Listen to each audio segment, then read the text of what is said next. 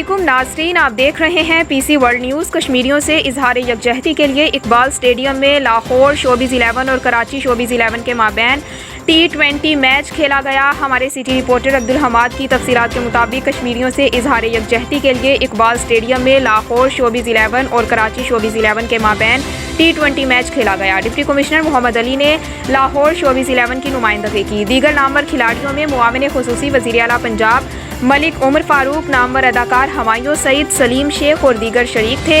Deputy commissioner Mohammad Ali ने Lahore showbiz 11 की नुमाइंदगी की।